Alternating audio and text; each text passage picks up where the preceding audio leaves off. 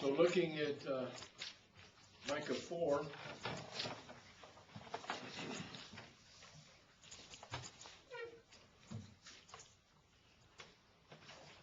we've noted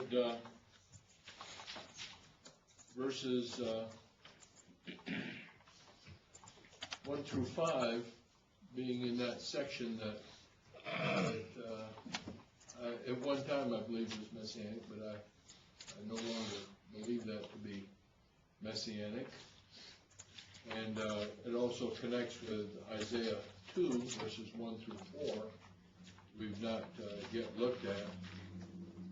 And sometimes the last days right there, if you'll note in verse 1, and I didn't note this the other day, Micah 4, verse 1, come about the last days. That word in the Hebrew is yamim, yamim. It's Y-A-M-I-M. Now the word yom, Y-O-M, is the word that's used in the creation account for each day of creation, yom. And in that particular context, it means a 24-hour period of time, because it says it was, it's defined in the creation account.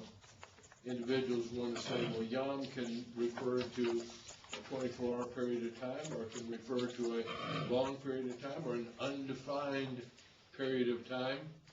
But every day that it's finishing, he's finishing the creation. And for instance, looking at verse 13, which is the third day of Genesis 1, says there was evening and there was morning. That defines the time period right there. Evening and morning, because that's Hebrew terminology for a full day, because the day begins in the evening. So there was evening and there was morning, a third day, and the word day right there is yom. So there it's defined because of context as a 24-hour period of time. Where's that at, Dave? Genesis 1. Yeah, Genesis 1. Each of the days of creation will say one day, but it will be preceded by evening and morning. You spelled the same for the... Pardon me? The one in Genesis 1 here, you spelled the same, yom? It's yom. Now, here in Micah 4, verse 1, it is last days. And the last days would be Yamim, Y-A-M-I-M. The I-M ending is always a plural form, so that's why you have days instead of day. So it would not be translated to come about in the day or in the last day, but it is the plural form, so last days. It doesn't have any indication as to time, but Yamim is used on a number of occasions, and when you go back over to Isaiah 2, you'll see basically the same thing, and just virtually the same language there in Isaiah 2, and verses 1 through 4 says it will come about in the last days. There's your word Yamim again. And it's probably just the word days in the Hebrew. I don't have the Hebrew text with me, but it will come about in the days, and then it will be translated last days, because the word day is found in the plural form right there. So, but that doesn't necessarily indicate a particular period of time. Generally, the period of time has to be determined by context. For instance, go over to Jeremiah 23. Jeremiah 23. This is just dealing with last days. Jeremiah 23 and verse 20, and talking about the false prophets and the false shepherds that are being condemned by God. And it says, the anger of the Lord will not turn back. This is Jeremiah 23:20, until he has performed and carried out the purposes of his heart. Well, this is going to be destruction of Judah and Jerusalem, and they're being taken off into Babylonian captivity. And it says, in the last days you will clearly understand it. Well, last days, since you the audience that he's speaking to will clearly understand it, then that would require that they still be alive. And so the last day is going to be within the context of some time within their lifetime. And Jeremiah is talking about the final taking off into Babylonian captivity. So last days would refer to a time frame within their lifetime, and really not that far off when we're looking at Jeremiah. So in the last days you will clearly understand it, why the anger of the Lord was vented against them and they went off into captivity. At this particular time when he's writing, they don't really understand it. And then look at Jeremiah 49. This same word is going to be used again. In Jeremiah 49 and about verse 39.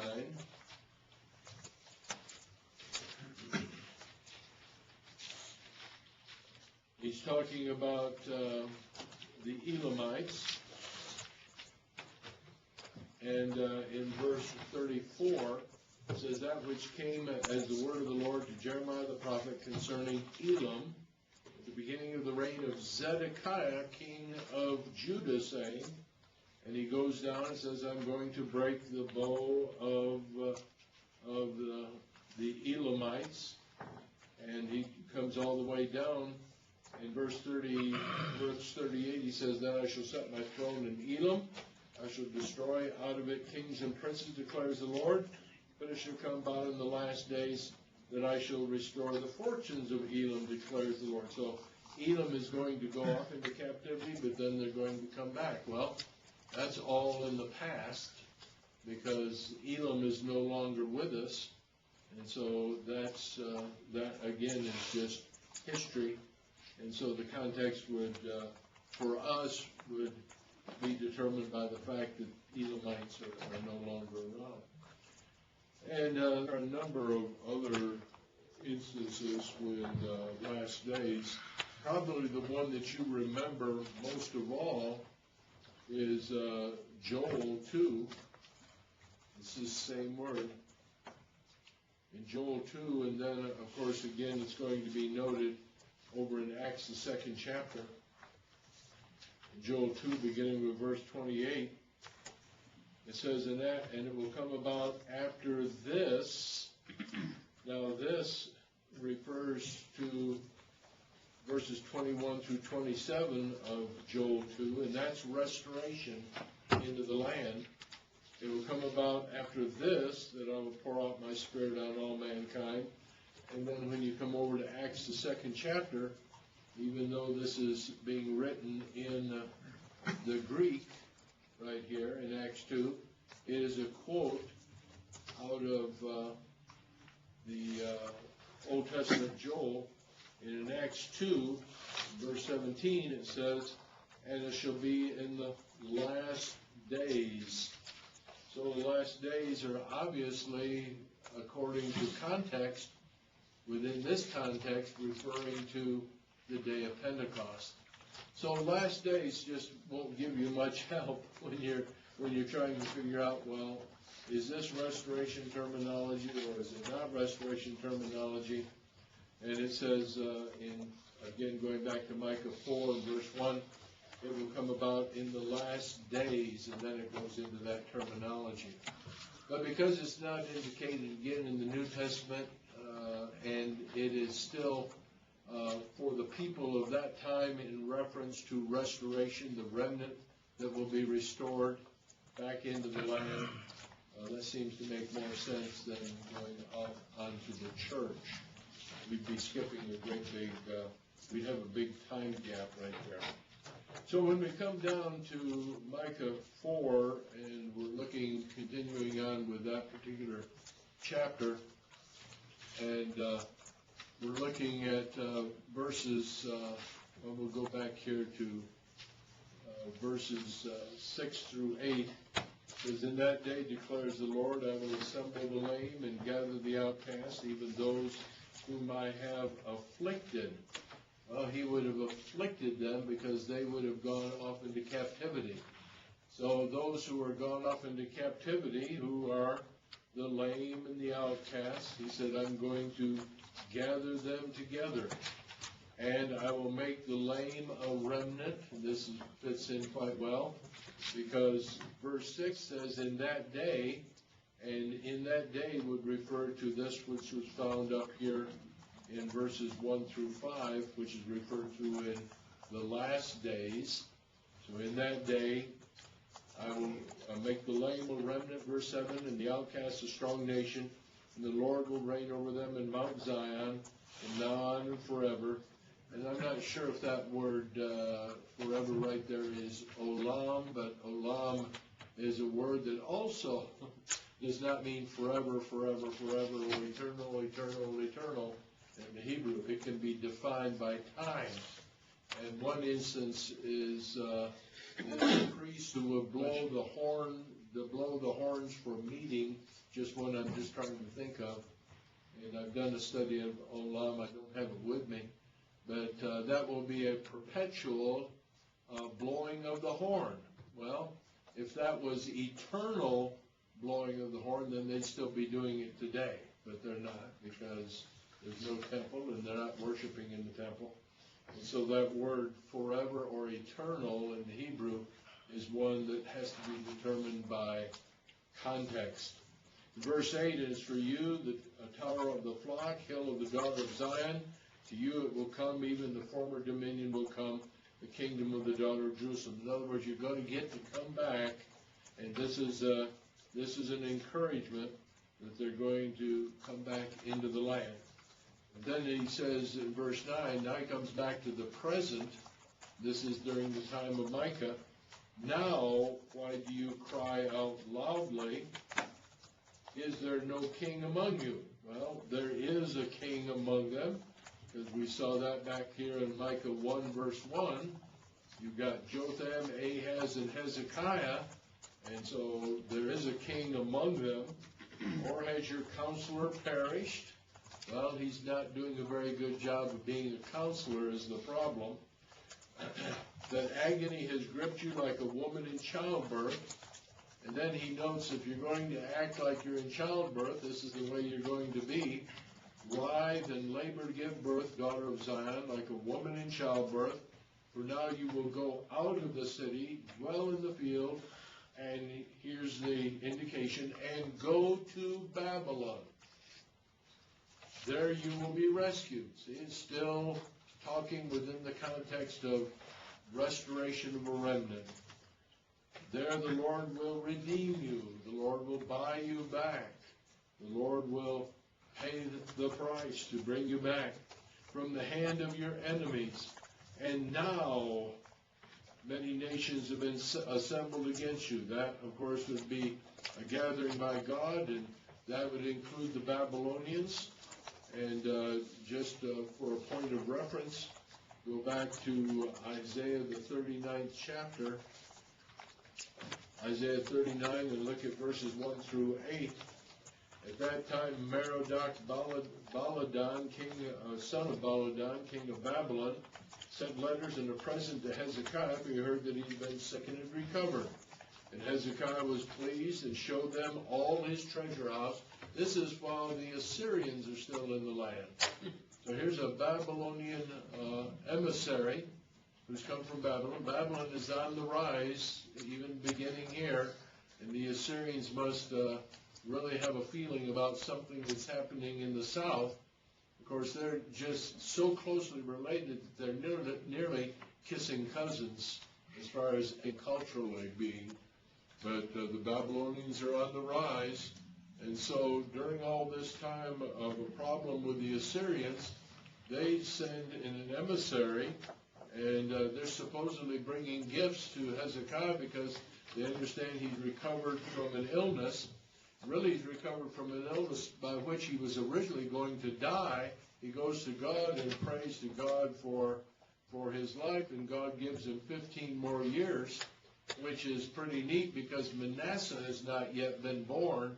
And so if Hezekiah dies in the immediate, then Manasseh's not going to be around, and that severs the line of the Messiah right there. There is no heir to take over Hezekiah. So you can see God's providence in stepping in and saying, I'll give you 15 more years, and then Manasseh's born, even though he will end up being the most apostate king in all of the southern kingdom of Judah, still he's in the Messianic line. And so Hezekiah, who is so happy, and he's just sort of jumping around in the palace in moments of joy because he's been given more time as far as his life is concerned. And when this Babylonian emissary comes in, he goes ahead and shows him everything he has. He shows everything, but he doesn't just show off the palace. It says, showed him all his treasure house. Now, why would you do that? Well, sometimes when people visit other people and they say, you've got a beautiful house, and the people of the house sometimes say, well, let me show you around. Well, that's a little bit boastful. Be very careful, and you don't know who you may be entertaining. They may see some things they want. And that's the case with the Babylonians. This is a perfect opportunity for them to scope out the premises. It's like saying, like a guy coming up and saying, tomorrow morning at 3 o'clock in the morning, I'm going to be breaking into your house, and I'd like to see if there's anything of value here. Why don't you just show me around? Well, that's what Hezekiah does. He doesn't use any logic, any good thought. It says the silver and the gold and the spices and the precious oil and his whole armory. Oh, that was really smart. All that was found in his treasuries, there was nothing in his house, nor in all his dominion, Hezekiah did not show them. Then Isaiah the prophet came to King Hezekiah and said to him, what did these men say, and from where have they come to you? And Hezekiah said, they've come to me from a far country, from Babylon. And he said, what have they seen in your house? So Hezekiah answered, they've seen all that is in my house. There's nothing among my treasuries that I have not shown them.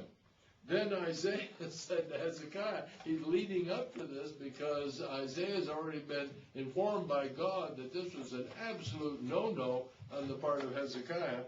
Then Isaiah said to Hezekiah, hear the word of the Lord of hosts, behold, the days are coming when all that is in your house and all that your fathers have laid up and stored in this day shall be carried to Babylon. Nothing shall be left, says the Lord. And some of your sons who shall issue from you, whom you shall beget, shall be taken away. Those will be grandchildren down the line.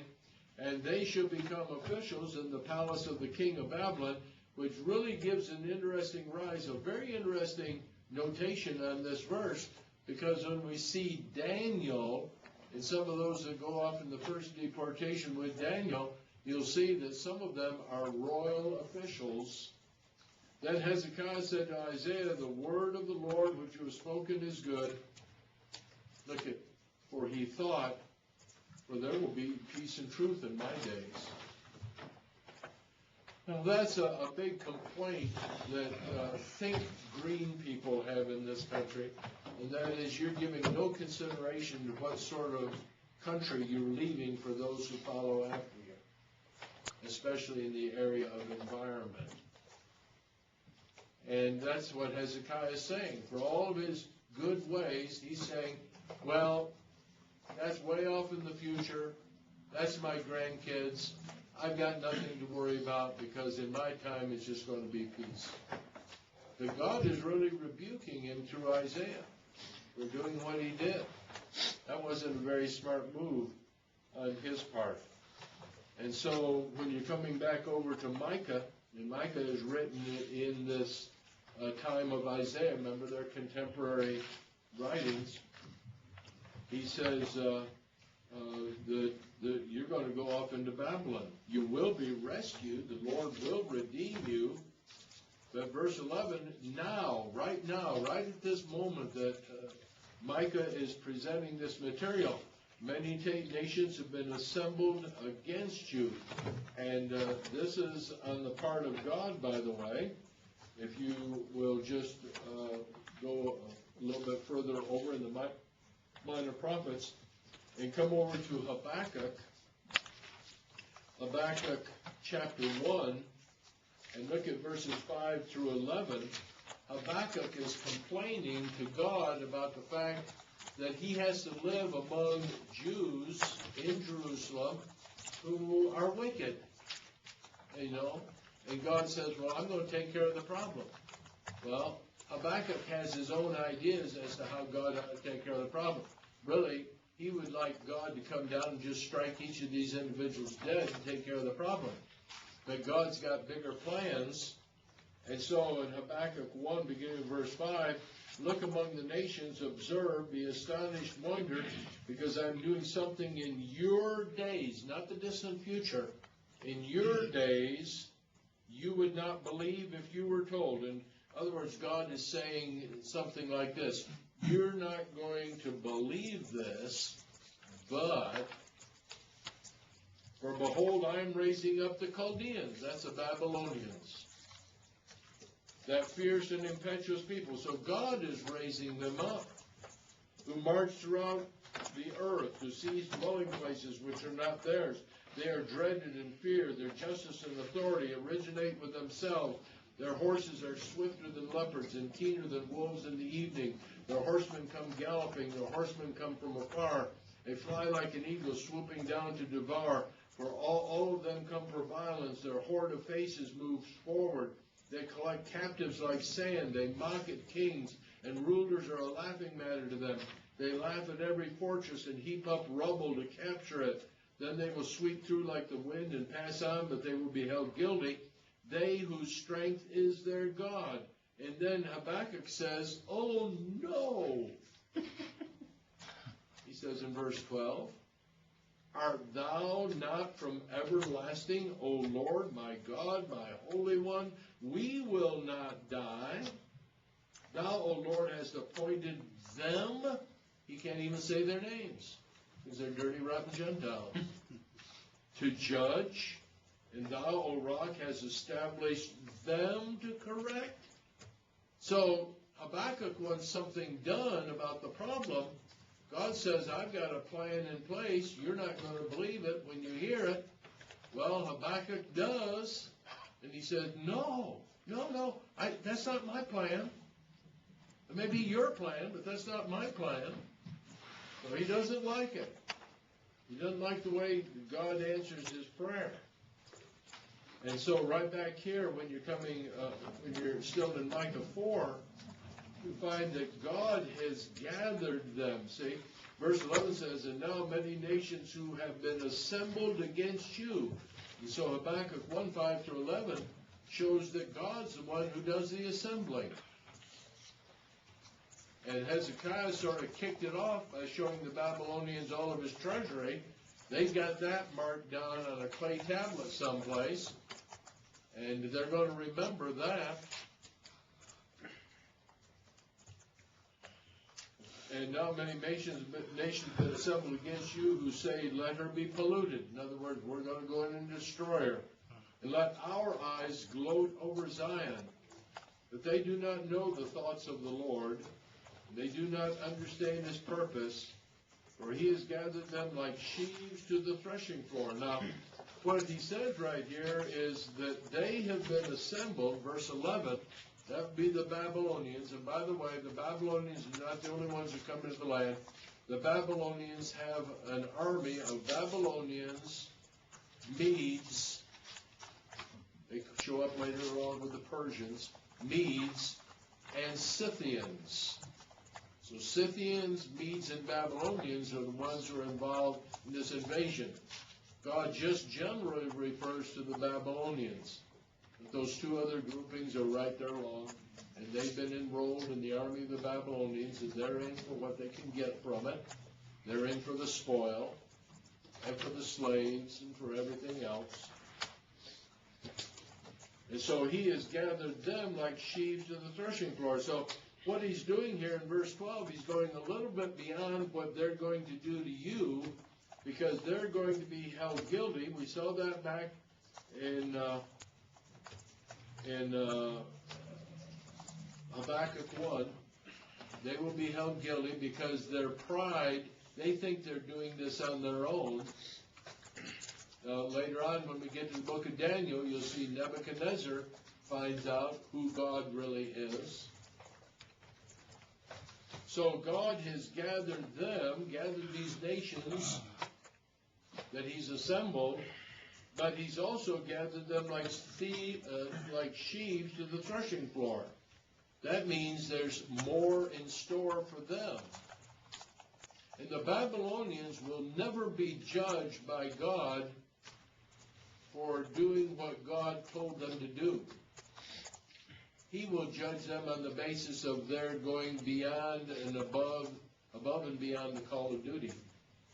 They will be judged for their evil ways. I told you you could go down, you could have all of that spoil of Jerusalem, but I did not want you to be cruel to those captives you carried out to Babylon, and they are cruel. So verse 13 is a message of hope right here, that you're going to have the last word here in chapter 4. You're going to have the last word. Arise and thresh, daughter of Zion. So somewhere in the future, you're going to be a part of this threshing of those who have taken you off into captivity. You'll have the last word. For your horn, I will make iron.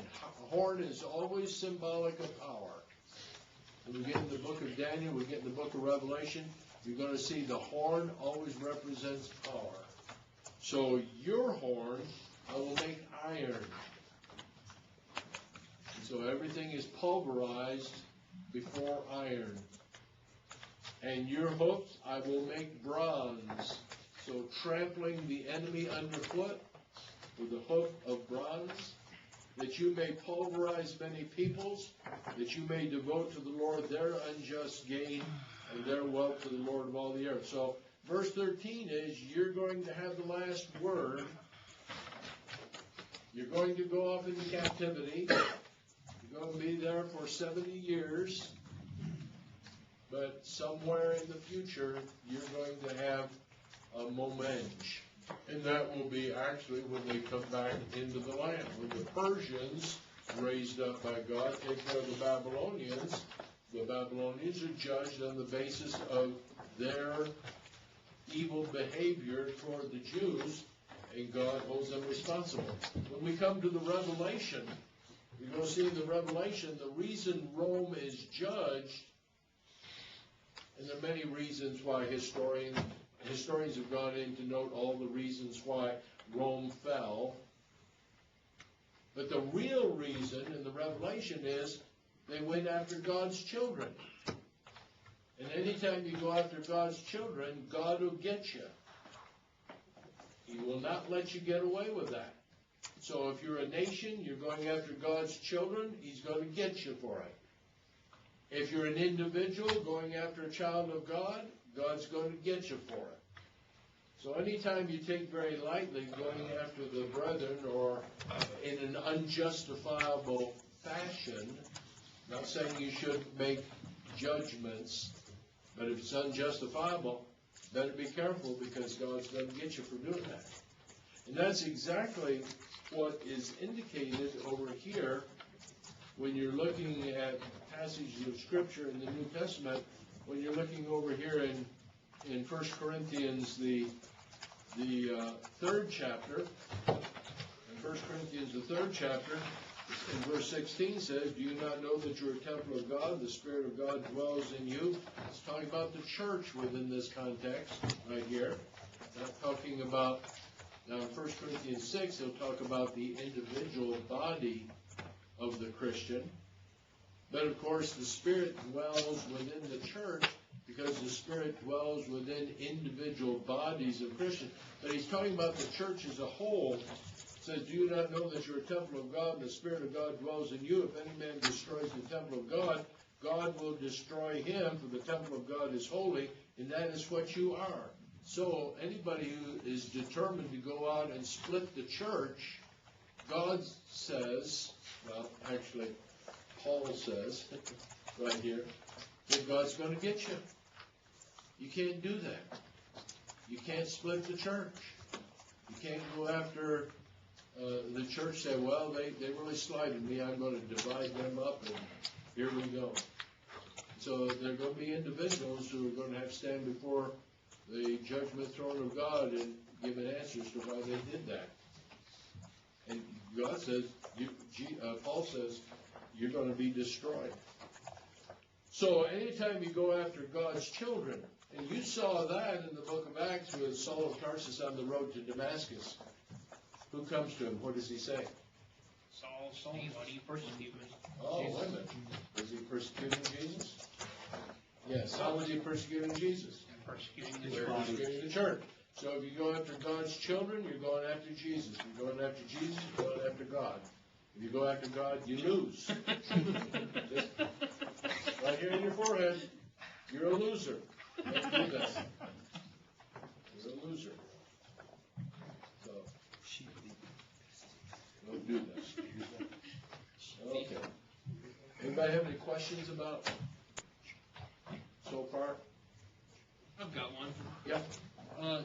Would passages like 4:13, would they have given rise to the rabbinical and Jewish Well, thought I'm of glad you brought that up, because the answer is yes. Yeah.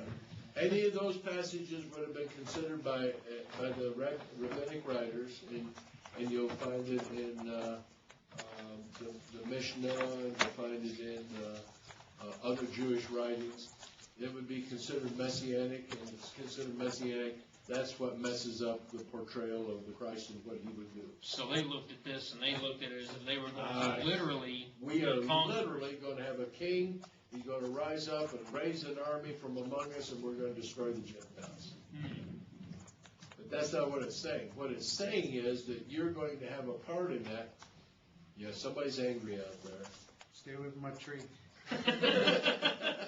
Don't make any jokes about TV. This You time should be you're good. the vehicle out in the parking lot. Yeah. Don't crack any jokes, Mark. You should be good. Anyway, all he's saying right here is you're going to have a part to play in all of that. And we're going to later on, when we get into Revelation, know more about that and the part that is played by the individual in the judgment of his own generation. It's raining. I hear it behind me. So in chapter 5, this is still a continuation of this section. It's still remnant restored. I've got to go through and change that in the outline. It sort of gets interconnected with the Messiah's kingdom, but you have to have restoration first. And we'll see that when we get into Ezra and Nehemiah and Haggai and Zechariah and Malachi. So, looking at chapter 5 and verse 1, it still continues through with what we've looked at in verse 13. Again, another chapter break. Now muster yourselves in troops, daughter of troops. They've laid siege against us. With a rod they will smite us, smite the judge of Israel on the cheek. And so you're going to have some problems. You're going to have some difficulty right here. But God is going to eventually deliver you.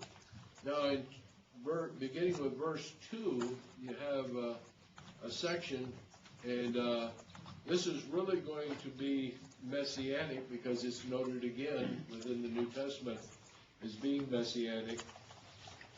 And so you can see how closely connected it is with that which is restoration terminology. He says in verse 2, but as for you, Bethlehem Ephrathah. Matthew 2, verses 5 and 6 is our cross-reference on this. Ephrathah is the more ancient name. Ephrathah is the more ancient name for Bethlehem. 5 miles south of Jerusalem. And if you turn over to Matthew 2, you will see the notation right here. And the reason it is noted is because the Messiah is not born in Jerusalem, nor is he born to a kingly, the king, he's not a king's son born in Jerusalem. That's what they had in mind was probably going to happen. But in Matthew 2 and verse 5, And they began to inquire where the Christ was to be born in Matthew 2 and verse 4. And they said to him, in Bethlehem of Judea, for so it has been written by the prophet, and you, Bethlehem, land of Judah, are by no means least among the leaders of Judah, for out of you shall come forth a ruler who will shepherd my people Israel. And so there in verses 5 and 6 is where we see that. And so Bethlehem Ephrathah, too little to be among the clans of Judah. That's what is referred to back over here in Matthew 2. When you're looking at the division of the land by tribes, you'll not find Bethlehem named by Joshua in that land dispersion back in Joshua 15, verses 21 through 63. That's a whole land division for Judah in Joshua 15, 21 through 63. So too little to be among the clans of Judah. In other words, to be indicated within the text. But it says, from you one will go forth for me to be ruler in Israel. His goings forth are from long ago, from the days of eternity. Cross-reference Isaiah 9, verse 6. Isaiah 9, verse 6. That particular thought, because in Isaiah 9, that is all messianic. Isaiah 9 and verse 6. And it says, for a child was born to us, a son will be given to us, the government will rest on his shoulders. His name will be called Wonderful Counselor, Mighty God, Eternal Father, Prince of Peace.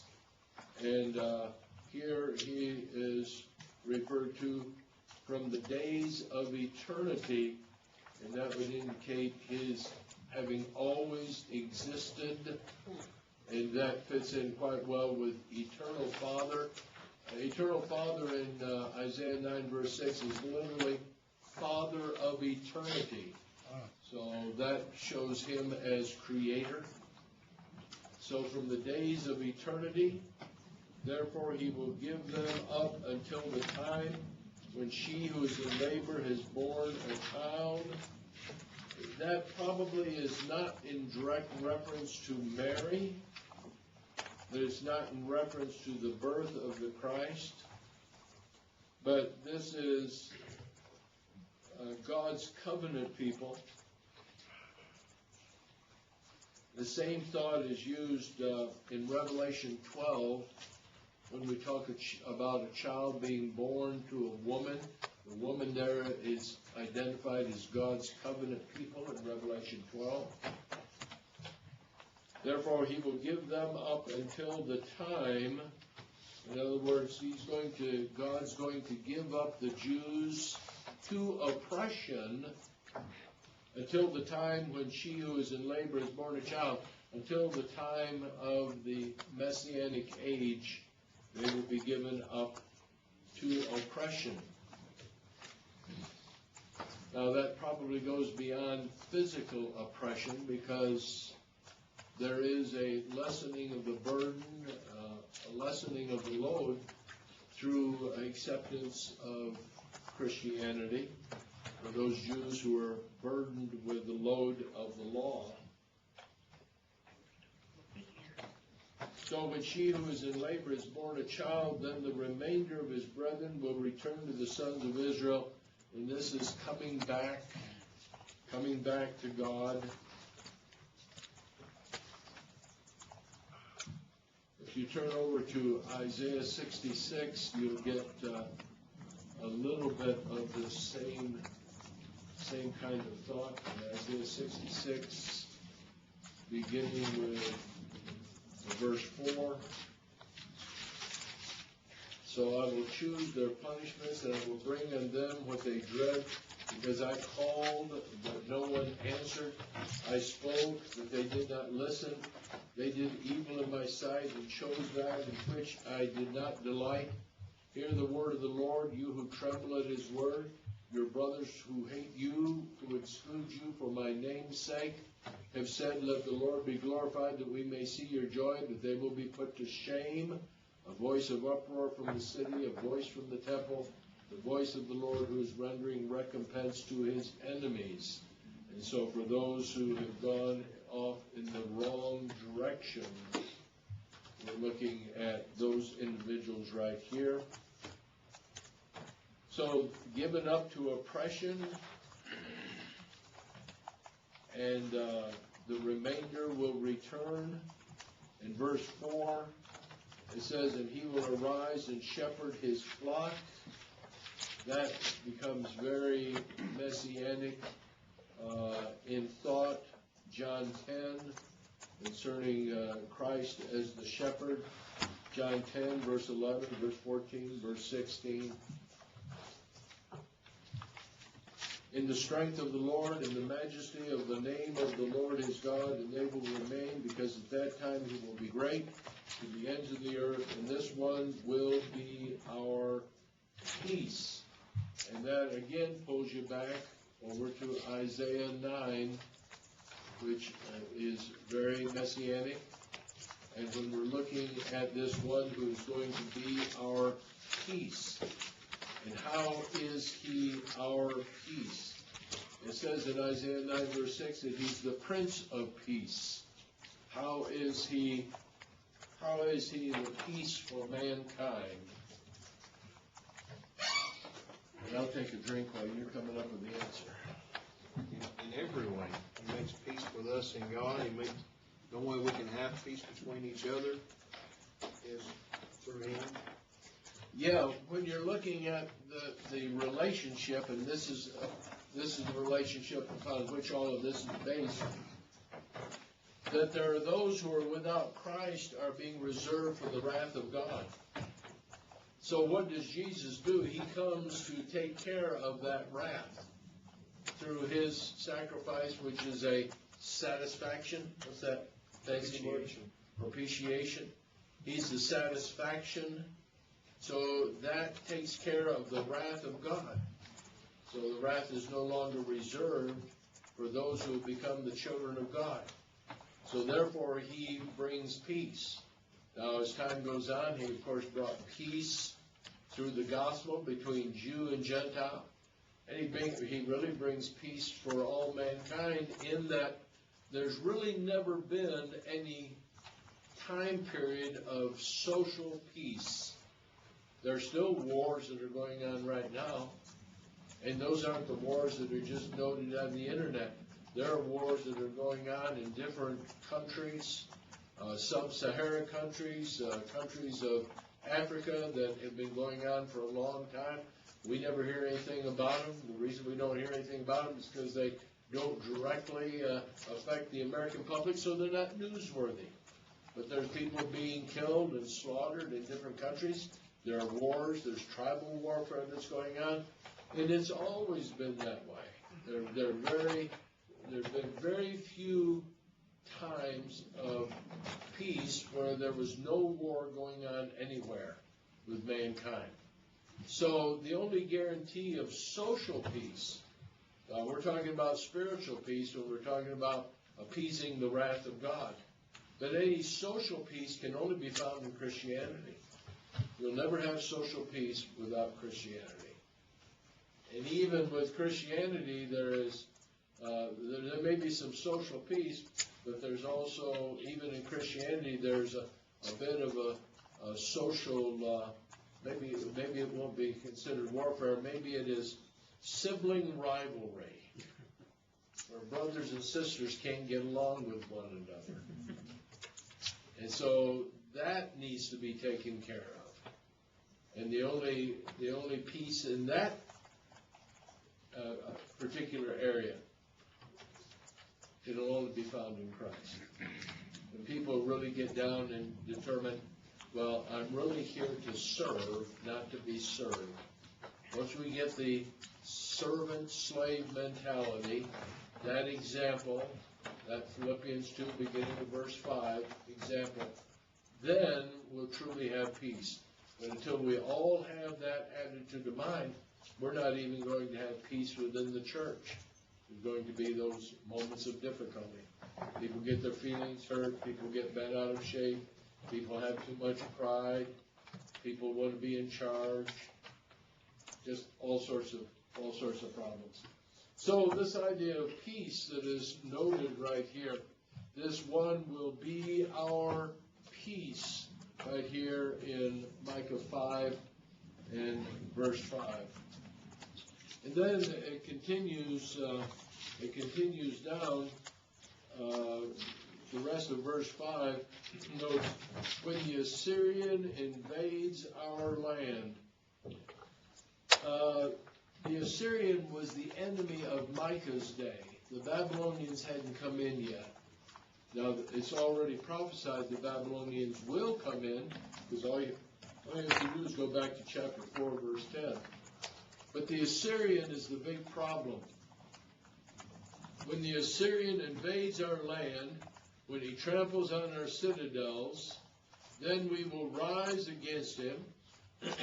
7 shepherds and 8 leaders of men. 7 shepherds would be the perfect number of righteous shepherds. 8 leaders will be one more beyond the necessary. These are all rhetorical figures right here.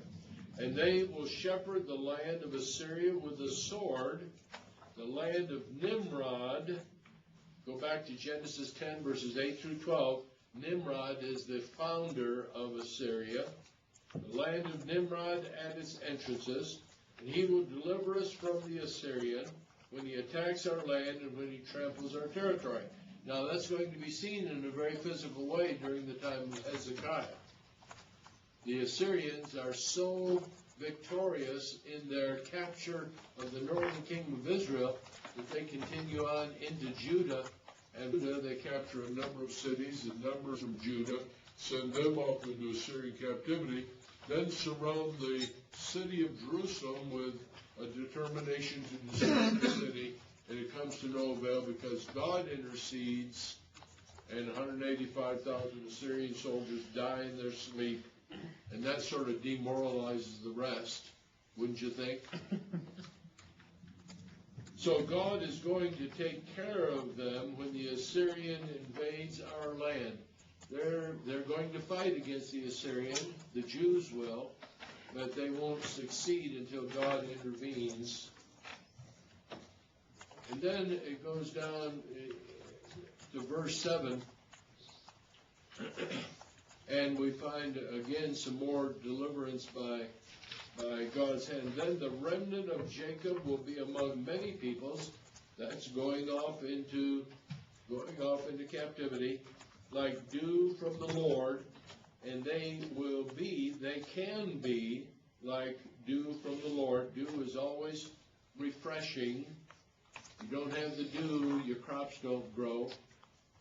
And this is it would seem to me that this is a spiritual and moral influence, like dew from the Lord. This spiritual Israel, this Israel can be, wherever they go, an influence for good, like showers on vegetation. That's like dew from the Lord, like showers on vegetation, which do not wait for man or delay for the sons of men. That's God's timetable. And the remnant of Jacob, this spiritual Israel, will be among the nations. That word for nations right there is the Hebrew word goy. Goy. And all of us in this room are goyim. That's just another term for dirty, rotten Gentiles.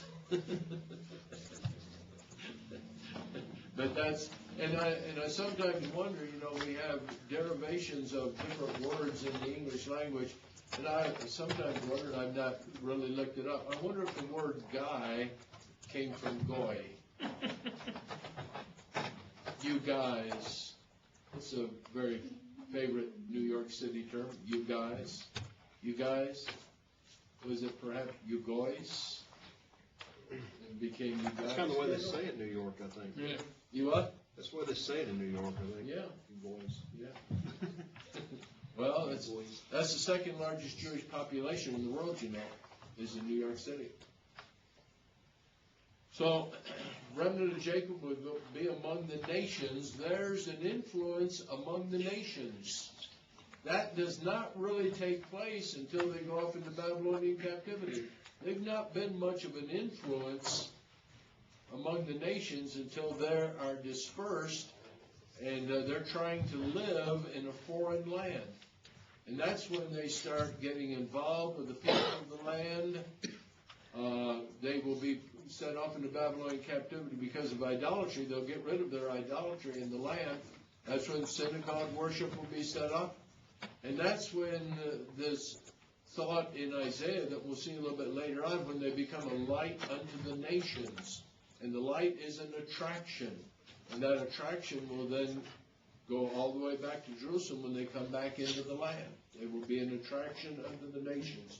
So here's a prophecy concerning it doesn't have to be all bad. You think it's the end of the world because you're going off into captivity at the hands of a goyim. But it doesn't have to be bad. In fact, it's not going to be, because you're going to end up being a great influence on a great many people, great number of people who have never even addressed God.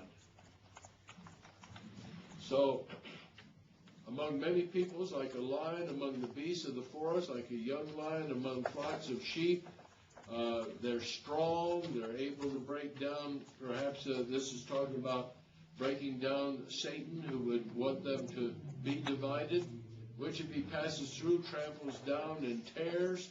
There's none to rescue. Your hand will be lifted up against your adversaries, and all your enemies will be cut off. Now, again, Scott, going back to making this messianic, what's the Messiah going to do?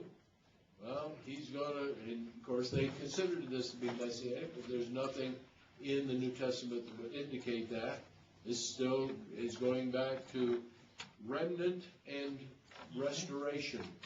Remnant and restoration. We've been talking about remnant and restoration all the way through here. This is a big deal. Isaiah talks a bit about the Messiah.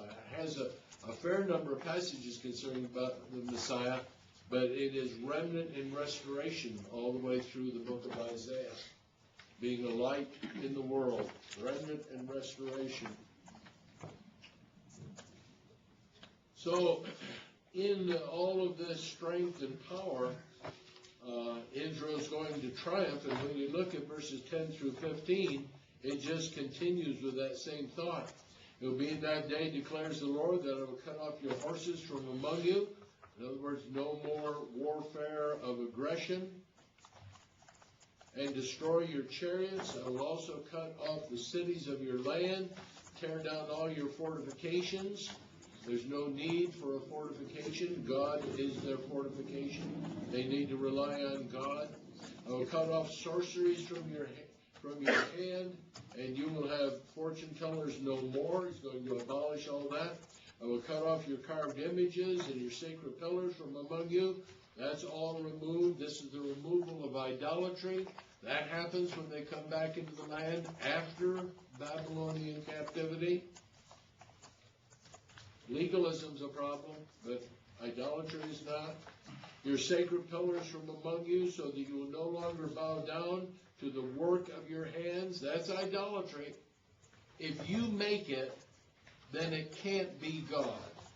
When you're looking at idolatry, if you make it, it cannot be God. So any idol, any form of an idol, if you made it, it can't be God. I will root out your Asherim, that's idolatry, from among you, and destroy your cities, and I will execute vengeance and anger and wrath on the nations which have not obeyed. So there's a new time coming. And that new time, even though a lot of it sounds messianic, if you mix the messianic in with it, then you'll do exactly what the rabbis did, and you're going to have the Jews rising up in full armor and sword and destroying all the Gentiles at the leading of the victorious Christ. Now, let me note something for you, and I don't mean to note it to confuse matters. But if you'll come over to the Revelation, I'll give you an indication here as to what's going to happen. And this is going to be, of course, the destruction of the Roman Empire, and it's going to be seen in the Battle of Armageddon, which has not yet taken place. Which has taken place. I almost led you astray on that. Which has taken place, and that Armageddon is the destruction of the Roman Empire. So look over at Revelation 19, and here's the one who's destroying the Roman Empire. And this is what the Jews had in mind for the Messiah to be in physical form. Well, he's not that in physical form, but in his essential form as deity, this is what he does. In Revelation 19, beginning verse 11, I saw heaven open, and behold, a white horse. He who sat upon it is called Faithful and True, and in righteousness he judges and wages war. His eyes are a flame of fire, and upon his head are many diadems. He has a name written upon him which no one knows except himself. He is clothed with a robe dipped in blood, and his name is called the Logos of God, the Word of God. And the armies which are in heaven, clothed in fine linen, white and clean, were following him on white horses. From his mouth comes a sharp sword, so that with it he may smite the nations. He will rule them with a rod of iron. Rod of iron is used to smash pottery. He treads the winepress of the fierce wrath of God the Almighty. We're going to see the winepress here in a little bit, back in the Old Testament, when we're looking at Isaiah 63. And on his robe and on his thigh he has the name written, King of Kings and Lord of Lords. So the Christ, with all of the ideas that the rabbis came up with, the Christ really does lead in warfare. It's just not physical warfare. And Jesus substantiates this thought when he's talking to Pontius Pilate. What does he say to Pontius Pilate that would substantiate that particular thought? My kingdom is not of this world, for if my kingdom were of this world, then would my servants fight. Okay. So there's the whole mix-up right there, just sort of summed up by Jesus himself. But Jesus fights that spiritual warfare, and I believe from all that we have seen in both the Old Testament and New Testament, that he has always been at the head of an army dressed in white, leading the army of God. He's the captain of the Lord's host in battle. He's the one that gives Joshua the battle plan for Jericho. Could it be that God wanted Satan to believe he was going to be a physical king too, and that he would defeat him by putting him on the cross and killing him? Could be. So all this language would carry out God's plan, but in a way that all the rest of them would follow along with that also. Yeah, and I really do believe that God never comes through and corrects any of that misconception, because that's exactly what's got to happen to the Christ. But that's a good thought. You're probably right.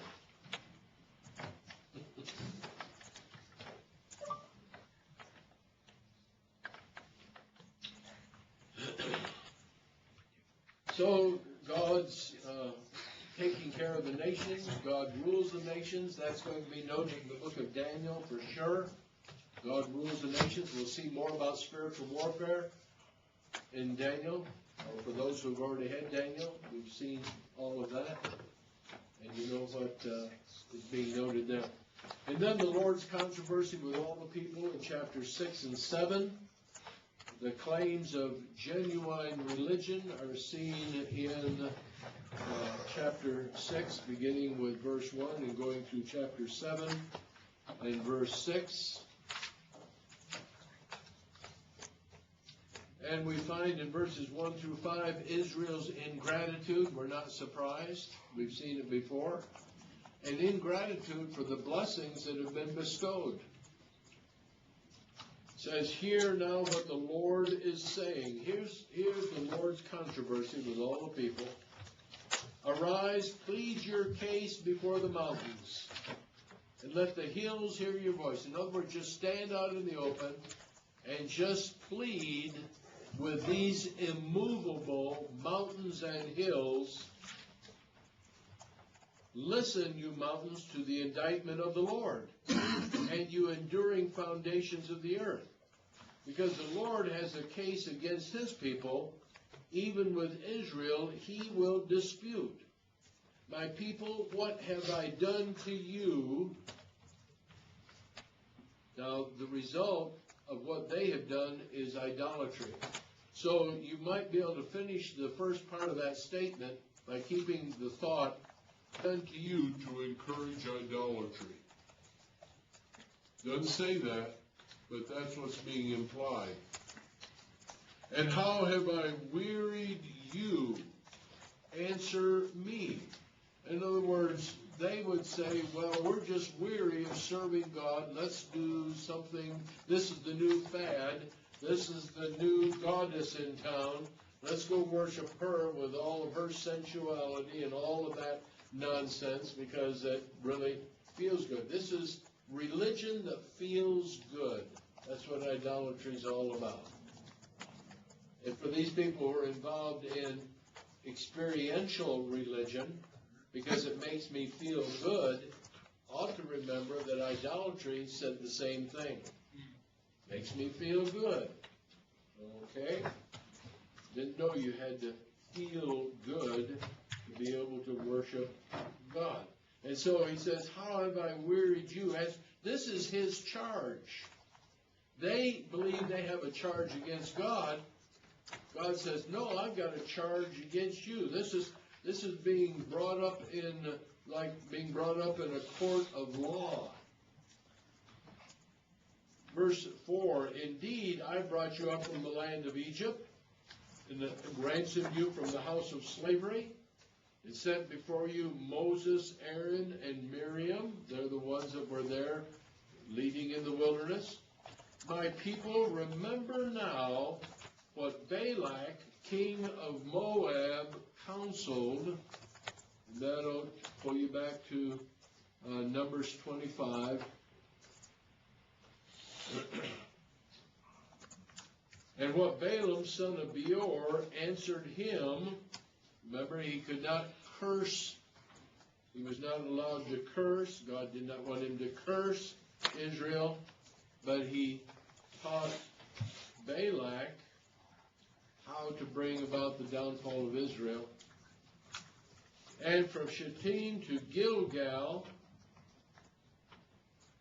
that's going across the Jordan, in order that you might know the righteous acts of the Lord. Well, there are no unrighteous acts of the Lord, but God is reminding them of all this history. I'm the one who brought you out of Egypt. I'm the one who took care of you in the wilderness. I'm the one who opposed Balak, king of Moab, when he tried to get Balaam to curse you. There was no curse. There was no curse allowed. And from all of this time when you were in the promised land, in order that you might know, these are just a few of the righteous acts. He's not going to mention all of them. There wouldn't be enough room in the Bible to put them all. But these are just a few. The few represent the whole, in order that you might know the righteous acts of the Lord. Now, what sort of charge are you going to bring? And what you are charging is an indication of your ingratitude for the blessings that I have bestowed upon you, is what God is saying. Rebellious children. And then Israel will answer the charge in verses 6 and 7. It says, with what shall I come to the Lord and bow myself before the God on high? Shall I come to him with burnt offerings with yearling calves. This is all said very facetiously. It's like saying, okay, I understand. I'm a child that is gratitude. So what do you want me to do? 1,000 offerings, 10,000 offerings, 1 billion offerings? What do I have to do to please you, God? Does the Lord take delight in thousands of rams? This is the response of the people. In 10,000 rivers of oil? Oh, maybe I need to do this. Shall I present my firstborn for my rebellious acts? The fruit of my body for the sin of my soul? That always goes over well. Yeah, now, this is a mouthy response. If it was our kid, we would have slapped him in the side of the head. What a mouthy response, you know. And, you know, just the nastiness coming out of the mouth of the child right here. A child that has no gratitude. And these, by the way, would be heartless acts. This would be totally legalistic. And what they're saying is, well, what does it take to please God? Wait a minute. What has he asked of you? And the answer is right over here, beginning in verse 8. The answer to all of this, and it's simple. He has told you, O man, what is good. Now, good right there is the doing of God's will. Matthew 7:21 is a good cross-reference on that. And what does the Lord require of you? And he has the right to require of you certain things. He's the creator. You are the created. You receive all of his blessings. Here it is. But to do justice, there's number one. To love kindness, that's number two. And to walk humbly with your God. That's all he requires. That's all he requires. He does not require thousands of rams, 10,000 rivers of oil, the presenting of your firstborn. Don't know if that's talking about human sacrifice or just giving him over to the Lord as Hannah did with Samuel.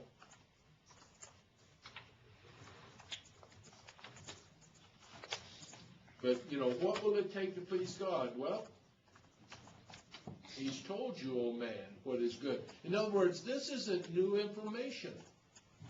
You've heard this before. Look over at Deuteronomy 10. We always seem to get involved in the second giving of the law. When they're about ready to go into the land, they need to be reminded, well, that whole generation, unbelieving generation, has died off. So Deuteronomy 10, looking at verse 12, and now, Israel, what does the Lord your God require from you? Here we go. But to fear the Lord your God, to walk in all his ways, and love him, and serve the Lord your God with all your heart and with all your soul, and to keep the Lord's commandments and his statutes, which I am commanding you today for your good. So, you go back here to Micah, and you look at chapter 6 and verse 8. He has told you. There it was, Deuteronomy 10, verses 12 and 13. Already told you. How many times you have to be told? How many times have I told you that I don't want card dating at age 13?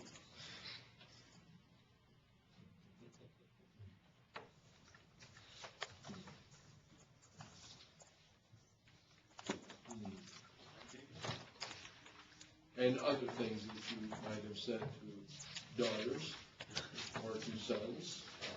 We're kind of low on the age there at 13. Yeah, us was I told you no card dating until you're 35. Right. Yeah. And a half. He's stuck in the Jewish mindset. You gotta forgive him. What? I said, he said you were a little low on the age. I said he's just stuck in the Jewish mindset. Sadly, 13 seems to be an age when there's lots of little girls going around card dating. And it just ends disastrously. So, this is what's good. This is what the Lord requires, because the Lord requires, what He requires is good, you see. And good is, of course, our idea of being functional. You want to be functional. You want to be complete. Have you ever thought about that word teleos? Come over here to Matthew 5 when you're looking at the Beatitudes. And when you're looking at the Beatitudes, there's a very interesting notation right here in Matthew 5 and verse 48. When he's gone through the Beatitudes ended back here in Matthew 5 and verse 12. But he says, therefore you are to be teleos, as your heavenly Father is teleos. How can that be?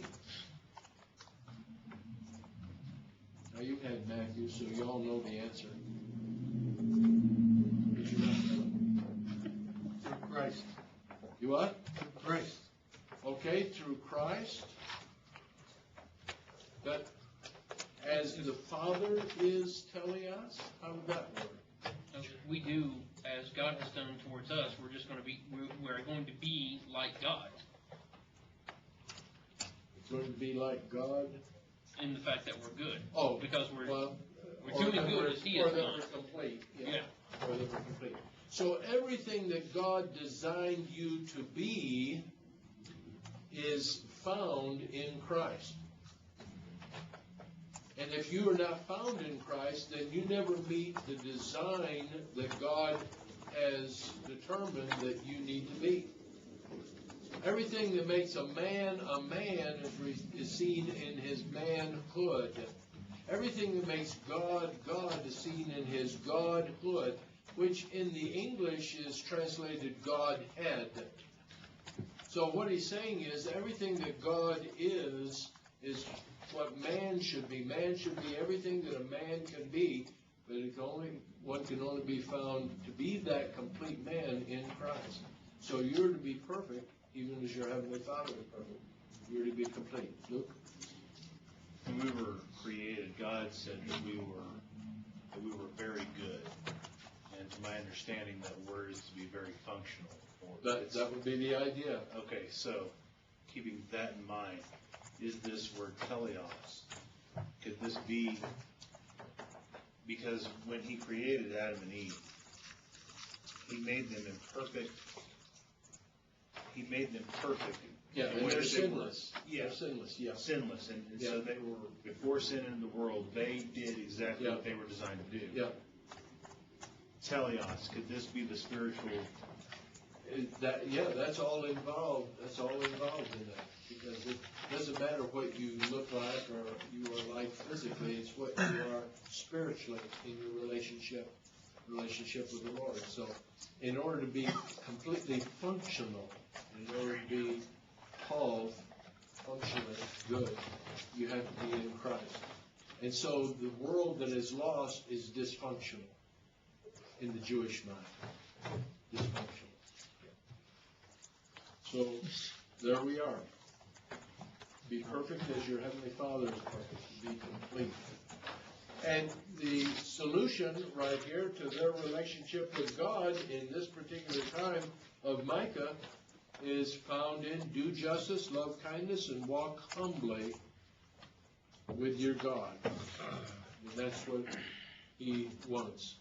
Verse 9, he goes on, and you can just develop all of that into all sorts of lessons right there. Doing justice, loving kindness, and walking humbly with your God.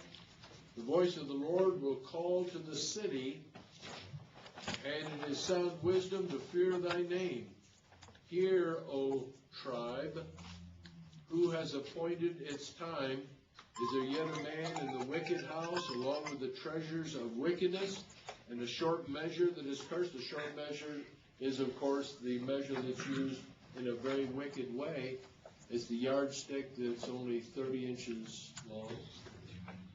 Can I justify wicked scales and a bag of deceptive weights?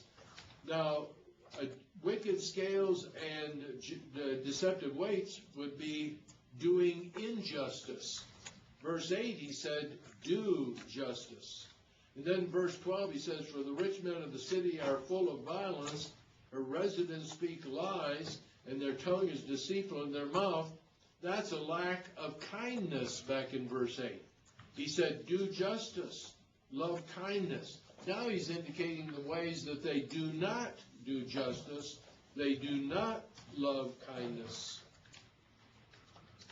So verse 13, he says, so also I will make you sick, striking you down, desolating you because of your sins. You will eat, but you will not be satisfied. Your vileness will be in your midst. You will try to remove for safekeeping. In other words, you're not going to enjoy the fruit of your labor.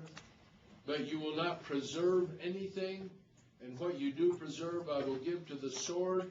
You will sow, but you will not reap. You will tread the olive, but will not anoint yourself with oil, and the grapes, but you will not drink wine. So he's saying, you've run out of time. This is not going to work. And it's because you are not doing justice, you're not loving kindness, and you're not walking humbly.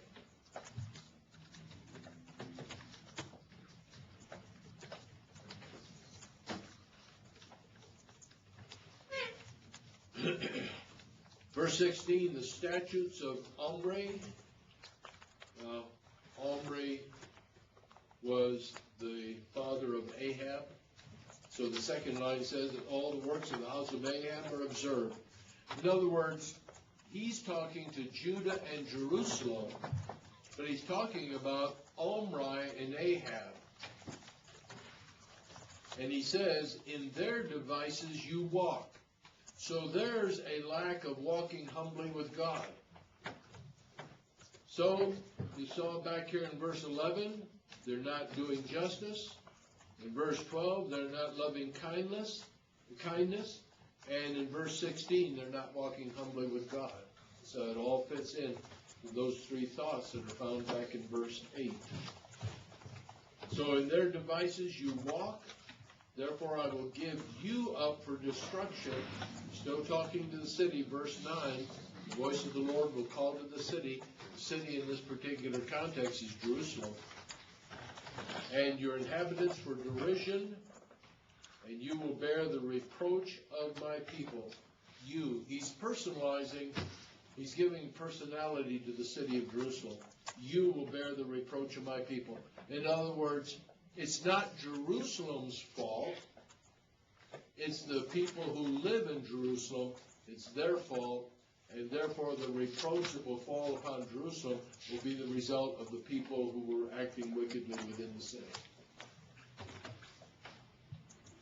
Well, that would be a horrible thought to the average Jew of the time, that Jerusalem would ever be spat upon and hissed at. There's another sound of derision, hissing. Sounds like an old melodrama, where the villain comes out and everybody goes, shh. Yeah. Have you ever been to an old melodrama? Yeah, Troy. Troy may be a melodrama. Those are the old plays, where the villain and the girl who is in peril, and then the hero comes in and rescues her. Those are old melodramas. And the audience would always participate. When the hero would come in, everybody would applaud. And when the villain would come in, everybody would, he was pulling his mustache. And tied to the railroad tracks. Hiss at him. Yeah, tired of the railroad tracks, yeah. And so the hissing goes all the way back into the Old Testament, because that's what people did when they were indicating a moment of derision. Here in chapter 7, still the claims of genuine religion. Woe is me, for I am like the fruit pickers and the grape gatherers. There's not a cluster of grapes to eat. In other words, everything is being devastated.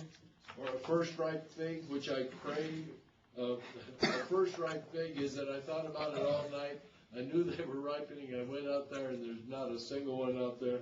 I really, really, really wanted the first ripe fig, and I didn't get it. So he's anticipating good things, but it's not there. The godly person is perished from the land. There is no upright person among men. All of them lie in wait for bloodshed. They're all a bunch of robbers, brigands. There's an old English word for you. Each of them hunts the other with a net. In other words, to gather large numbers. Concerning evil, both hands do it well. So that's the people of the land. The prince asks also the judge for a bribe. The great man speaks the desire of the soul. It's unrighteous speaking. He gets what he wants. So they weave it together. The best of them is like a briar, tangled. The most upright like a thorn hedge. The day when you post a watchman, in other words, when you're watching for invasion, your punishment will come. Then their confusion will occur. Do not trust in a neighbor. Do not have confidence in a friend. From her who lies in your bosom, that would be the wife. Guard your lips. For the son treats father contemptuously. This is the collapse of the family. I mean, this is really, everybody's in bad shape. Daughter rises up against her mother. This one I don't understand, though. Daughter-in-law against her mother-in-law. Isn't that the natural course of events? No, not always. There's some daughter-in-laws who get along with their mothers-in-law. A man's enemies are the men of his own household.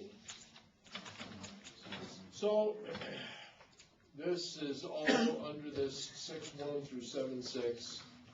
Everybody is turned out, most everybody's turned out to be rotten to the core.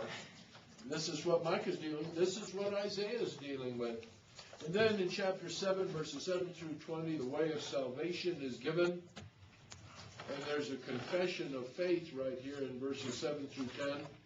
And this is the prophet. The prophet considers himself to be among the righteous. God has probably indicated that to him. It says, but as for me, I will watch expectantly for the Lord. In other words, he knows how God works. And he's just going to wait and see how God takes care of all of this.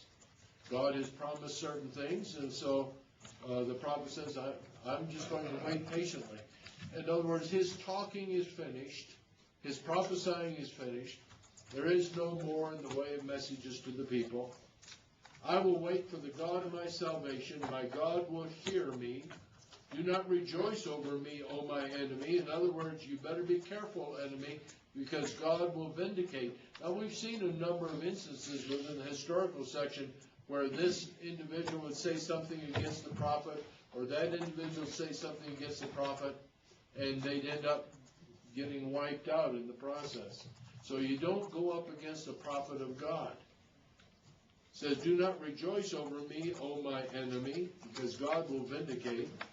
Though I fall, I will rise. That's the confidence that the prophet has in God. Though I dwell in darkness, the Lord is a light for me. I will bear the indignation of the Lord. In other words, out of calamity will come blessing, and I will patiently bear the chastisement that God is receiving. Because I will bear the indignation of the Lord, because I have sinned against him until he pleads my case and executes justice for me. He will bring me out to the light, and I will see his righteousness. In other words, the destruction of the enemy is what the prophet is going to see, and this is his confidence, that the destruction of the enemy, the restoration of the people, I will see his righteousness, then my enemy will see, and shame will cover her who said to me, where is the Lord your God? Why did he not save you? You remember the response of the crowd at the cross of Jesus when he cries out, Eloi, Eloi, lama sabachthani? What do they say? He saved others, why can't he save himself? And so this is some of that same facetious terminology. Where is the Lord your God?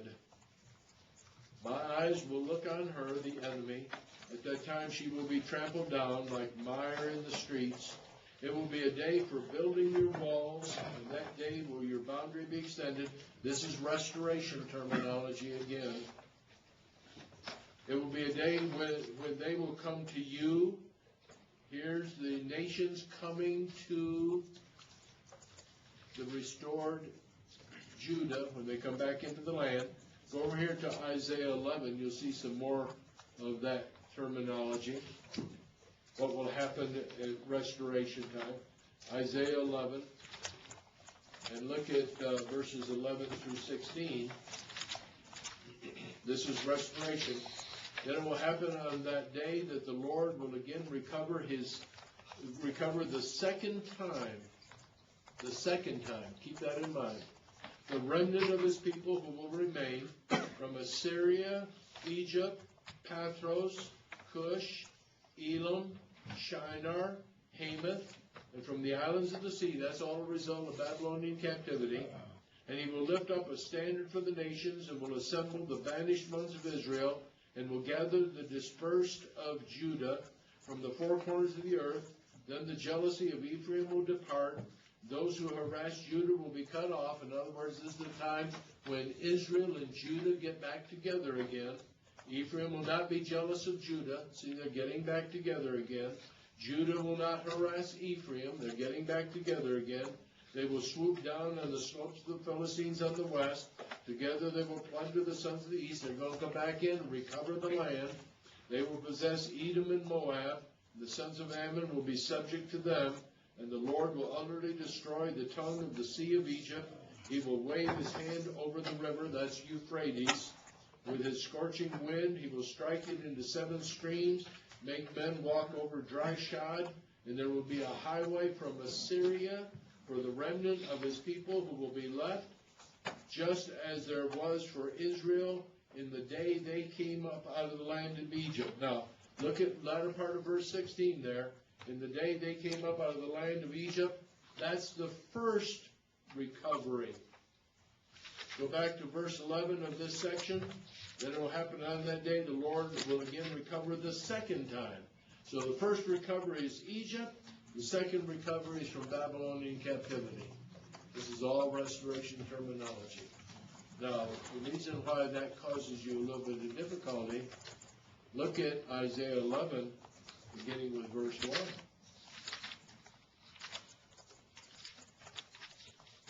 What does that say? Who's that?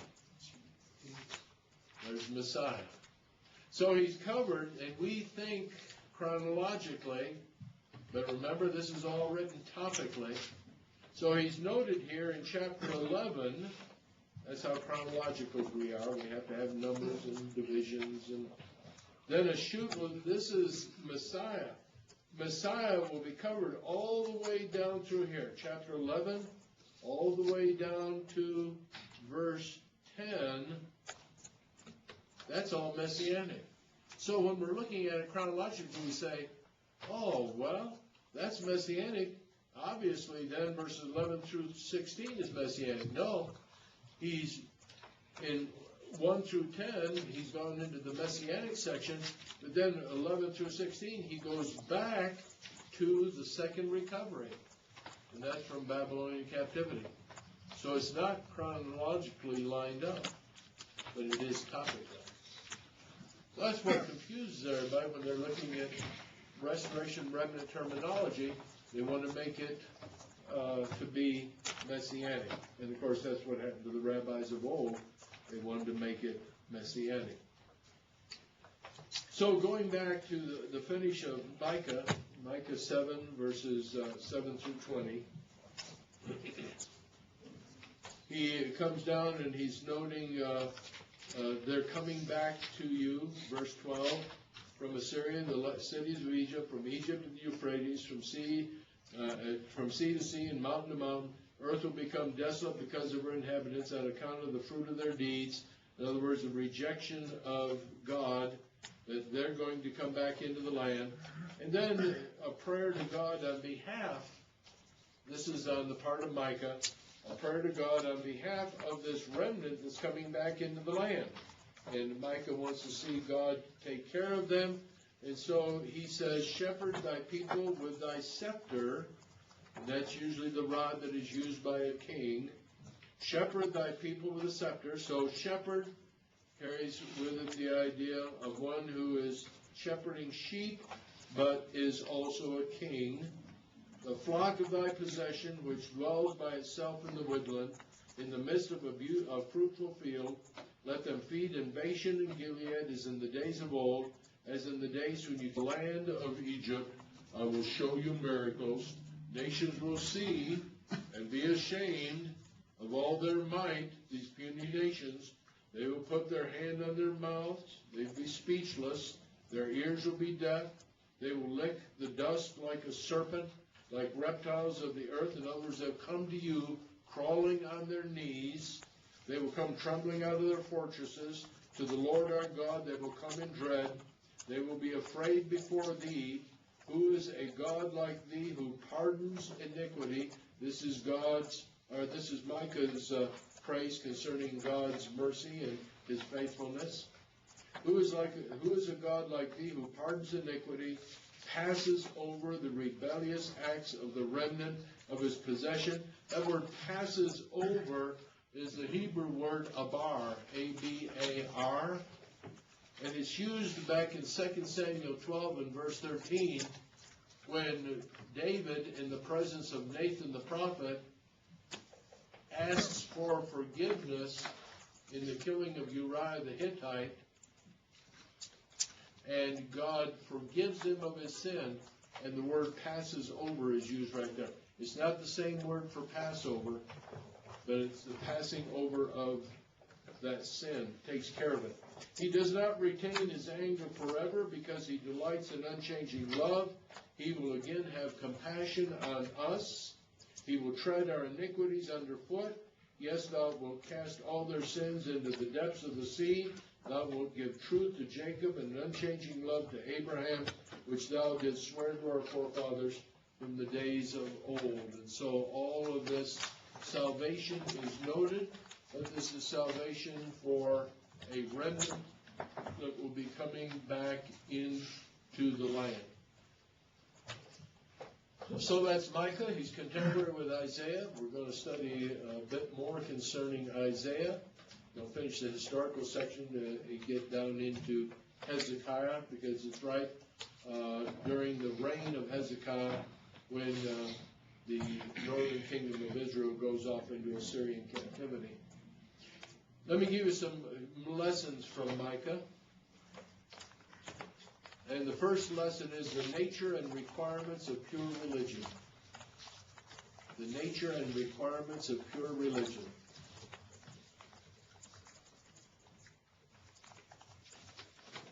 And the nature and requirements of pure religion are, number one, do justice. Number two, love kindness. And number three, walk humbly with God.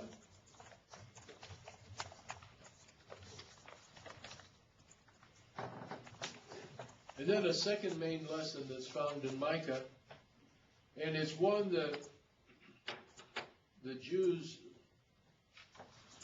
knew but really didn't take to heart. The Jews had the concept that if I'm among the chosen people, I'm saved. But there were Jews individually who were lost.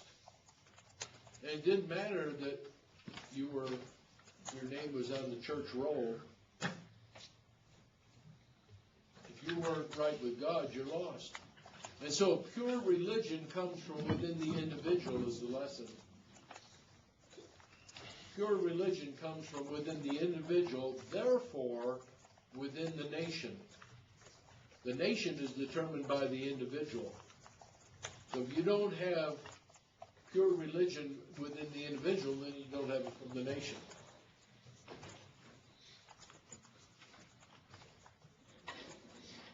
Of course, there's no application in our day and age with all of that.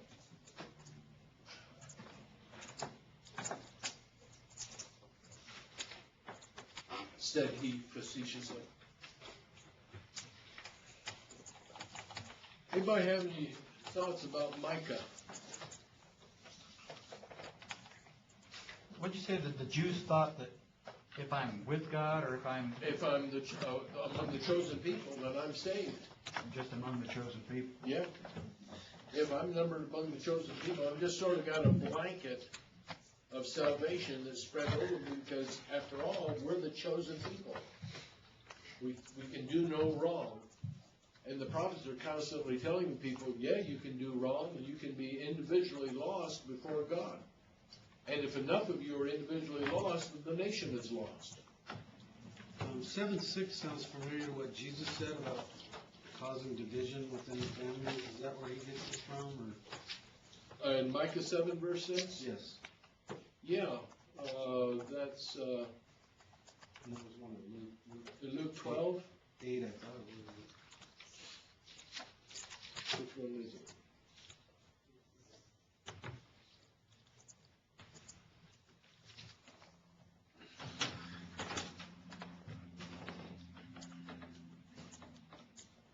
Yeah, verse 51 says, do not suppose I came to grant peace on earth. I tell you, no, but rather divisions. For from now on, 5 members of one household will be divided, 3 against 2, and 2 against 3. They will be divided, father against son, son against father, mother against daughter, daughter against mother, mother-in-law against daughter-in-law, daughter-in-law against mother-in-law. That's where that comes from. Luke what? That's Luke 12 and verse 53.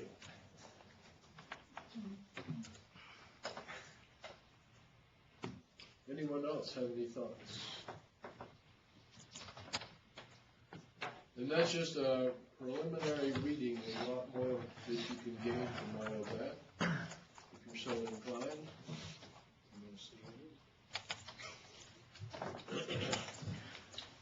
Who's like the Lord?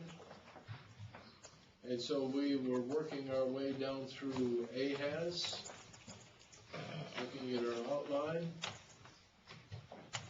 You had a first recovery and a second recovery. First recovery came from Isaiah 11:16, and what was the second one? Did you note that? Second one's right there within the context, and the second recovery is from Babylonian captivity. First one was from Egypt, second is from Babylonian captivity. But he starts out with the second one, because they've already been through the first recovery.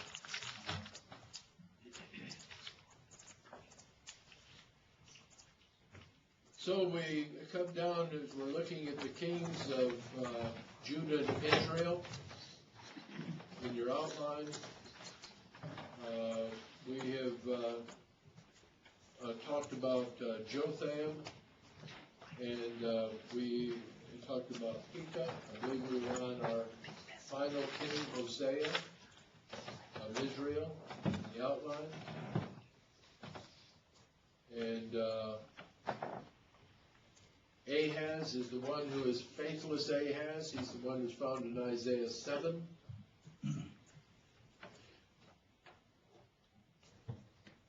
And you'll note also Ahaz's death is going to appear in Isaiah 14.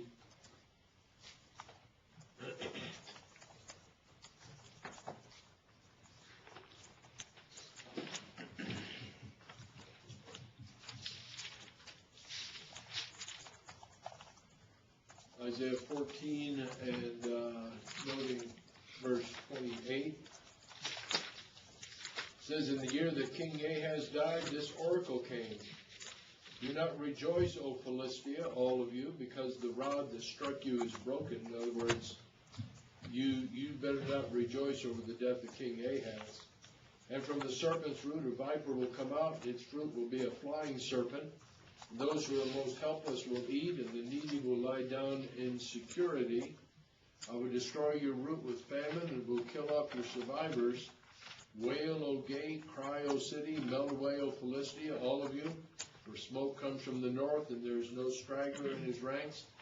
That will, of course, be the Assyrians coming into the land. How then will one answer the messenger of the nation that the Lord has founded Zion, and the afflicted of his people will seek refuge in it? So this is just a warning in the year of Ahaz's death that you better not rejoice over the death of Ahaz, because there is someone coming who's going to take you off into captivity. That would be the Assyrians. When the Assyrians come in, they take away Syria, they take away Phoenicia, they take away Philistia, they take away the northern kingdom of Israel, and everybody who's living around all of that. The Assyrians just gather everybody up.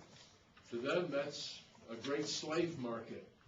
And besides, these people have certain possessions that we can always use as spoils of war.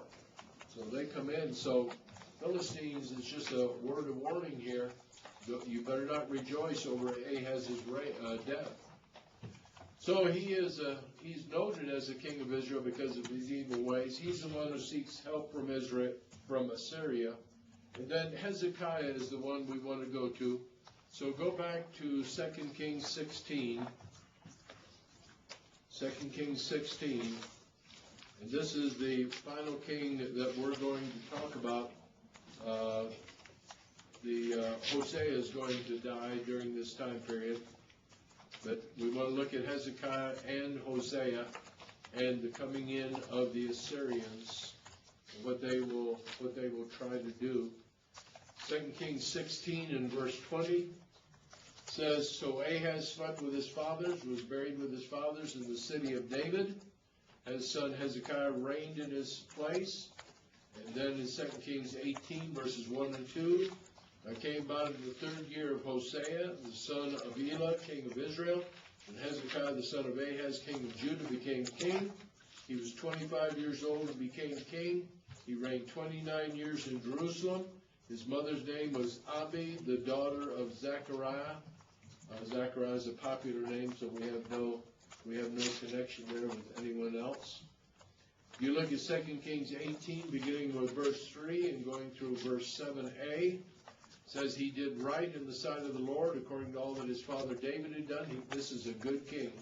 He removed the high places, broke down the sacred pillars, cut down the Asherah. Remember, Micah was talking about all of that. He also broke in pieces the bronze serpent that Moses had made. So that bronze serpent, remember, that when the people were being bitten by the poisonous snakes, all they had to do was look at the brazen serpent and they'd be healed. That thing was still around at this time. But there was a problem that people had set it up as an idol. Where was you reading that from? 2 Kings 18, verse 4. He also broke in pieces the bronze serpent that Moses had made, for until those days the sons of Israel burned incense to it, and it was called Nehushtan. He trusted in the Lord, the God of Israel, so that after him there was none like him among all the kings of Judah, nor among those who were before him. For he clung to the Lord, he did not depart from following him, but kept his commandments which the Lord had commanded Moses, and the Lord was with him. Wherever he went, he prospered. So that's his character. Now, if you look further down on the outline, it says Hezekiah cleanses the temple. 2 Chronicles 29, verses 3 through 19. We're not going to read that. Then Hezekiah has the temple reconsecrated. He wants to get worship started again in the temple. That's 2 Chronicles 29, verses 20 through 36. There in your outline. And then in the next part of the outline, you find coming down, you got the 4th year of Hezekiah, you got the 6th year of Hezekiah. But this is Hosea. Go back to 2 Kings 17 and verse 3. This is Hosea of Israel. The Assyrians are coming into the land. And so in 2 Kings 17, verse 3, Shalmaneser, king of Assyria, came up against him, and Hosea became his servant, paid him tribute, trying to stave off the destruction. He makes a secret alliance with Egypt. In 2 Kings 17, verse 4, the king of Assyria found conspiracy in Hosea, who had sent messengers to So, king of Egypt, and had offered no tribute to the king of Assyria, as he had done year by year. So the king of Assyria shut him up and bound him in prison. And then Shalmaneser lays siege, 2 Kings 17 and verse 6. Captured Samaria, carried Israel away into exile to Assyria in 17:6. And then 2 Kings 18 verses 10 and 11. At the end of 3 years, they captured it. In the 6th year, that came up against Samaria. Shalmaneser did, verse 9. Captured it in the 6th year of Hezekiah, which was the 9th year of Hosea, king of Israel. Samaria was captured. Verse 11 says, then the king of Assyria carried Israel away into exile to Assyria and put them in Halah and on the Habor, the river of Gozan, in the cities of the Medes. So Assyria goes off into captivity.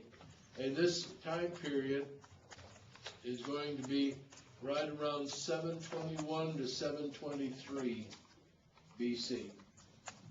Hosea is in prison, 2 Kings 17, verse 4b. So this is going to be the end of this king. King of Assyria shut him up and bound him in prison. And during this time, if you look at your syllabus outline, Hezekiah invites the whole nation to keep the Passover in 2 Chronicles 30. The keeping of the other 7 days, 2 Chronicles 30, verses 23 through 27. And the enthusiasm of Israel results in religious reforms. 2 Chronicles 31:1 and 2 Kings 18, verse 4. And then in 2 Chronicles 31, verses 2 through 21, Hezekiah's further reforms. Now, when Hosea is in prison back in 2 Kings 17, verse 4b, that's the last we hear of Hosea. And Hosea is the one that slew Pekah. He sought help from Egypt. He paid tribute to Assyria. And really, we would assume he dies while he's in prison. And so we come to this that we'll cover on Wednesday, and we'll talk some more about Isaiah. But this will be the appendix to the history of the kingdom of Israel. This is where they're all going to be taken off. Not all of them. They leave a number of people in the land. And of course, it's an agrarian culture, and so they want the people to farm the land, so they leave the poor people there to farm the land, raise crops for the Assyrians. And then they mix with people that they bring in, and that's the beginning of the Samaritans. We'll see that on Wednesday also. Anyone have any questions?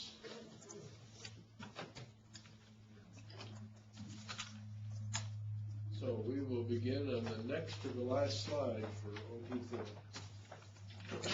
And our review on Wednesday will be the same as a review I would give you today. Be open Bible from the text. But you need all those prophets that we've looked at. You need to know all of those points. When they prophesy,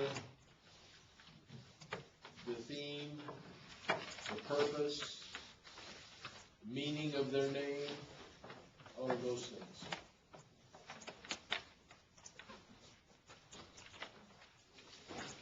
Any questions?